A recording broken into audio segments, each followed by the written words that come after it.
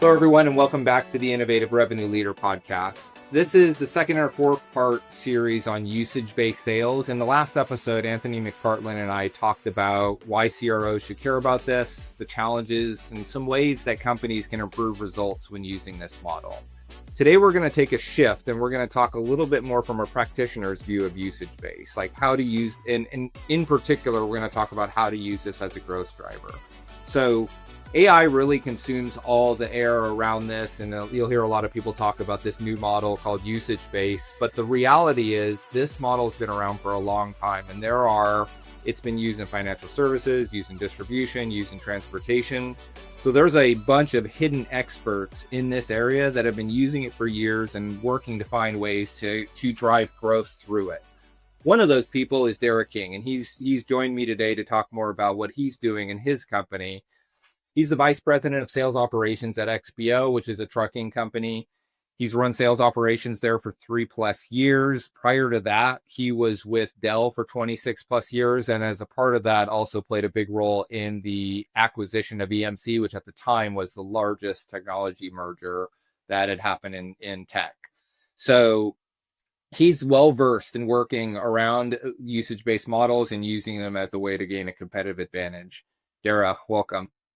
Seth, delighted to be here and delighted to have this conversation with you and I have frequently. And by the way, so do a whole bunch of my peer group as well. It's a constant topic of conversation. And like you say, how do we unlock growth for our own companies? And exactly like you said as well, Seth, this isn't new, right? It's been here since time began.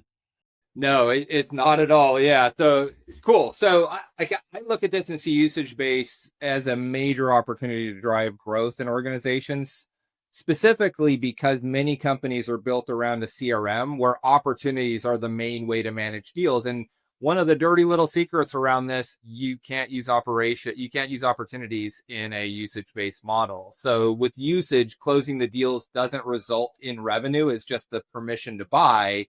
So there's a second phase that goes into this. So that's kind of what I want to dig into today, because opportunities really are not the wrong approach if you're trying to really drive usage base. So how do you think about the ramp challenge with this? So, and like, what can you do to give your sales organization more visibility to these opportunities in a world where you don't have an opportunity object, or where the opportunity object isn't the right tool? Yeah, no, that's a great question, and I think that's kind of it's the holy grail for all of us, right? Like rev ops, biz Yeah. ops, sales ops, whatever you want to call us these days. And I do think you're right. AI has kind of infused our thought process on this, but we had machine learning before, right? So like we kind of know how to do this from a tech standpoint. So you're exactly right when you say the CRM isn't the solve for this, but it's the start of the journey. So the way Yeah. we think about it, at least, is okay. I've got my close one that technically for us is my first shipment, but that's the start of the journey. It's not the end of it. So it might be the end of that opportunity cycle. Great. I identified my prospect. I figured out their pain. I brought my solution. Great. End of opportunity process, close one, start of realization process, right? So the way we think about that is what happened when I closed one? Well, the customer made a promise to me, right? So what they basically said was, yep, I have your pricing agreement. I've given you in our business, LTL, less than truckload. I've given you a pricing agreement. What that pricing agreement basically entails is here's a set of lanes I want you to transport my goods from A to B to. You've given me a specified rate card, if you like, for all of those. Yeah. And I'm going to pick and choose those lanes depending on my volume. Based on that volume, I've got set of shipments times my revenue per bill. That's equal to my promise, right? So as a seller, I go and enter that in my system. I say, there's my close one. And I expect that to realize ideally over the course of the next 12 months. Ideally, Yep. it starts to realize on day one. Ideally, the customer is ready for me to go on day one. And everything's nice and level loaded across those 12 months. We all know that that's not the way it happens. So when we think about that, we say, okay, I understand my promise from a customer perspective. I may have happy years as a sales rep. I may decide that that's something bigger, right? But at least there's some form of, let's call it, gentleman's agreement there. Now it's on me as a seller to go realize that opportunity, and that's the growth element of it now. So for us, it's kind of I understand where I'm starting, but now the rest of the journey begins. Yeah. So like talk a little bit more around the predicting of the promise, because that's a really interesting thing. I mean, you talked about a lane, right? I'm shipping from here to there. And then you need your sales rep when they're signing that agreement to ideally accurately predict what they're promising when they sign that contract. Like, can you talk through a little bit around how you do that? Like, because that seems to be one of the big mistakes that a lot of company makes, is you let your sales team do it and they have happy ears. Like they pick numbers that are way bigger than they should be. And that's it. And maybe that's the eureka moment we've had here over the last year to say, our close one isn't realizing at the rate it should be. Well, guess what? It was kind of a swag at the start anyway. So how could we expect to ever realize 100% of a swag, right? So, Yep. so the way we've thought about that then is exactly what you said: is why would we even ask the salesperson to give us that forecast? Why don't we go calculate that? Because again, in a world of machine learning, in a world of AI, we actually have all that data now at our fingertips, better than we ever had before, especially for people like us, right? We're a tech forward company. We got tons and tons of data. That's something we have a Yes. lot of. I know exactly where you're shipping. I know the length of journey you're making. I know your weights. I know your preference, right? I know where you want to go within North America. So now we can say with some degree of confidence, all of the things being equal, here's what this business is like. Here's the seasonality of that particular product. Here's when the customer tends to do promotions, whatever it is, right? So I can predict that piece of it. Then what I'm trying to inject is, well, what does that seasonality look like? Or is there a frequency of missed pickups at this account? Or is there a frequency of weather challenges in this area in a particular time of the year? So if you start taking the data and then start injecting a set of variables, now you can at least get a promise that you can plan your business on. And now what your seller is doing is they're managing by exception.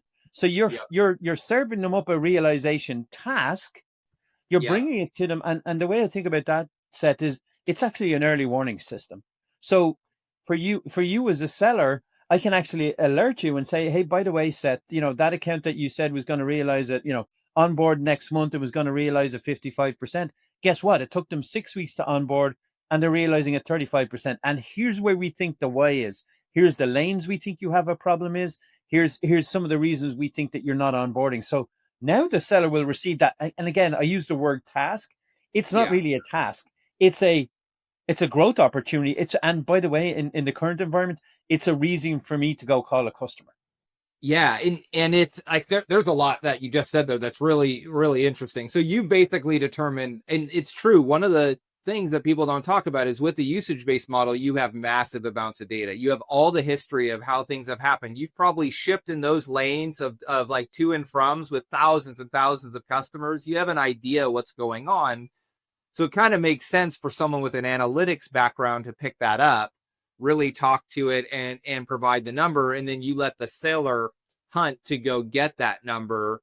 So that makes a ton of sense. It's crazy how few people do that. They leave it with the seller. And I wish we had it perfected, but I think the again, the holy grail for us will be, now we identify the data, we've trapped the variables, we've got some degree of confidence around what our promise number is. We want to get that feedback loop back from the seller, right? Like, Yep. what was it that happened? So we have a bunch of variables that can predict what we think happened. But now you as a seller, you go find out. And again, is there something different there? Is there another opportunity for us there? Sometimes we even find things like, you know, the signal didn't make it from headquarters to the office in San Francisco or Colorado Yep. or whatever. So maybe there was a break in the TMS, so their Yep. transport management system. So there can be many things along the line that may be sight unseen from a seller. And for the seller to find that out, it's too late. We want to try and Yeah. get there before the event. And then actually it leads me to, like, so what's the next thing after realization? So if we say we're on a path to understanding how to realize better and how to grow, now what Yeah. you're really doing, the flip side of that, is you're trying to predict churn and say, okay, this customer is liable to leave the business for XYZ reasons, or Yeah. rather, this customer is liable to grow more because we've seen X, Y, and Z signals, right? So that, again, I think about the tech and the seller combined with a new way of thinking about this, and it just all points to growth then. Yeah, I mean, and think about like let's stay on the realization piece, right? Because that is the true growth driver in a business like yours, in a usage-based business, is how do I realize the revenue potential of that customer? Whereas in a lot of deals, it's I realized it when I sold the deal. Here, the game is doing that, and you talk about leveling that up to a point where I can add more realization opportunities to potentially even over realize or overachieve what's going on. The interesting part with this is like you talked about the task. Like, nobody really knows how to name this. Like, what the hell is it? Because it's not an opportunity, but it's also not a task. It's like a indicator that says my analytics are saying something's off. Seller alert. Go proactively engage. Like, talk a little bit more about how you think of it, and how on earth do you operationalize that? Because an opportunity doesn't work. The task is kind of not right. Like, how do you do that?